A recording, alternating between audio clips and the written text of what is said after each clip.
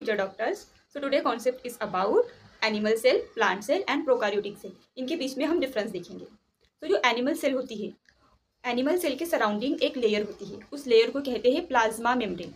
तो एक सेल है, सेल के सराउंडिंग एक लेयर है प्लाज्मा मेम्ब्रेन, तो उसे हम क्या कहेंगे? एनिमल सेल कहेंगे. अब हम लेते हैं प्लांट सेल.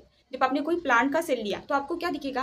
आपको प्लांट सेल है सपोज, ये उसके सराउंडिंग आपको एक लेयर दिखेगी जिसे हम कहेंगे प्लाज्मा मेम्ब्रेन. और वो जो प्लाज्मा मेम्ब्रेन है उसके सराउंडिंग और एक मोटी लेयर होती है जिसे कहते हैं सेल वॉल. एनिमल सेल में सेल वॉल नहीं होती, और जो प्लांट सेल होते हैं उसके पास क्या होती है? उसके पास सेल वॉल होती है. प्लांट सेल के पास सेल मेम्ब्रेन के आउटर और एक कवरिंग होती है जिसे कहते हैं cell wall. Now prokaryotic cell में हम लेके एग्जांपल बैक्टीरिया का. So suppose this is an bacterial cell. So bacterial cell के पास क्या होगा? एक थिन लेयर होगी जिसे हम कहेंगे सेल मेम्ब्रेन. उसके सराउंडिंग एक लेयर होगी जिसे कहेंगे हम सेल वॉल. और जो बैक्टीरिया की सेल वॉल होती है वो होती है पेप्टाइडोग्लाइकन की. और अब ये जो पेप्टाइडोग्लाइकन की सेल वॉल है, इसके ऊपर भी और एक लेयर होती है, उसे कहते हैं ग्लाइकोकैलिक्स. सो जो प्रोकार्योटिक सेल होती है, एग्जाम्पल बैक्टीरियल सेल, उसके पास होती है सेल मेम्ब्रेन, सेल वॉल जो कि पेप्टाइडोग्लाइकन की होती है, और सेल वॉल के सराउंडिंग और एक लेयर होती है जिसे हम कहते हैं glycocalyx. So hopefully this information help you out guys. So do save video.